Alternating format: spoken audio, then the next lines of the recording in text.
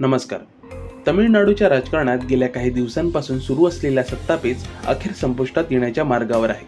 विधानसभा निवडणुकीचा निकाल लागल्यानंतर कोणत्याही एकाच पक्षाला स्पष्ट बहुमत न मिळाल्याने राज्यात राजकीय अनिश्चितता निर्माण झाली होती.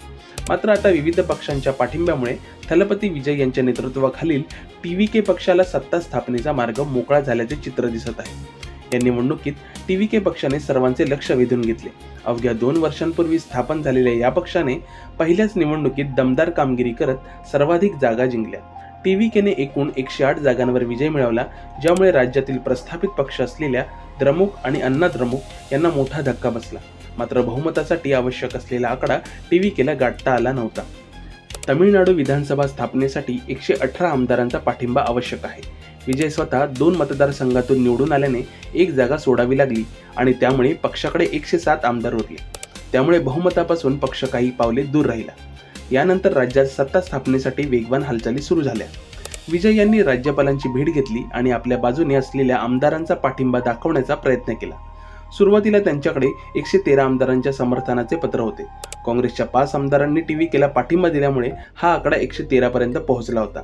मात्र हा आकडा बहुमतासाठी आवश्यक असलेल्या 118 या संख्येपेक्षा कमी असल्याने राज्यपालांनी अधिक स्पष्ट बहुमत दाखवण्याची अट घातली. यानंतर राजकीय घडामोडींना वेग आला. लहान पक्षांचे समर्थन मिळवण्यासाठी टीव्हीकेने सक्रिय प्रयत्न सुरू केले.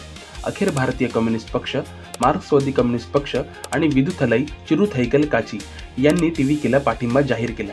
या तिन्ही पक्षांकडे मिळून 6 आमदार आहेत. त्यांच्या पाठिंब्यामुळे टीव्हीकेचा आकडा बहुमताच्या उंबरठ्यापर्यंत पोहोचला. या नव्या समीकरणामुळे आता विजय यांच्या नेतृत्वाखाली सरकार स्थापन होण्याची शक्यता अधिक बळकट झाली आहे.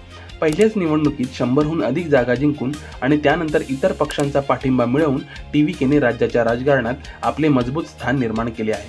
या यशामुळे विजय यांची प्रतिमा केवळ अभिनेता म्हणून नव्हे तर एक प्रभावी राजकीय नेता म्हणूनही अधिक दृढ झाली आहे. या संपूर्ण प्रक्रियेत राज्यपालांची भूमिकाही महत्त्वाची ठरली. त्यांनी स्पष्टपणे सांगितले होते की केवळ दावा करून सरकार स्थापन करता येणार नाही, तर आवश्यक त्या संख्येचा पुरावा द्यावा लागेल. त्यामुळे विजय यांना बहुमताचा आकडा पूर्ण करण्यासाठी अधिक मेहनत घ्यावी लागली. आता तो आकडा पूर्ण झाल्यानंतर पुढील प्रक्रिया जलद गतीने पार पडण्याची शक्यता आहे. दरम्यान या निकालामुळे तमिळनाडूच्या राजकारणात मोठा बदल झाल्याचे दिसून येते. द्रमुक आणि अण्णा द्रमुक या पारंपरिक पक्षांच्या वर्चस्वाला टीव्हीकेने मोठा धक्का दिला आहे. मतदारांनी नव्या पर्यायाला पसंती दिल्याचे स्पष्ट झाले आहे. त्यामुळे पुढील काळात राज्याच्या राजकारणात नवीन समीकरणे पाहायला मिळू शकतात. राजकीय विश्लेषकांच्या मते हा निकाल केवळ एका पक्षाचा विजय नसून बदलत्या राजकीय प्रवाहाचे संकेत देणारा आहे. तरुण मतदारांनी आणि नव्या नेतृत्वावर विश्वास ठेवणाऱ्या जनतेने विजय यांच्या बाजूने कौल दिला. त्यामुळे टीव्हीके समोर आता जनतेच्या अपेक्षा पूर्ण करण्याचे मोठे आव्हान उभे राहणार आहे. एकूणच तमिळनाडूच्या राजकारणात निर्माण झालेला सत्तापेच आता सुटण्याच्या मार्गावर असून थलपती विजय यांच्या नेतृत्वाखाली नव्या सरकारची स्थापना होण्याची शक्यता स्पष्ट झाली आहे.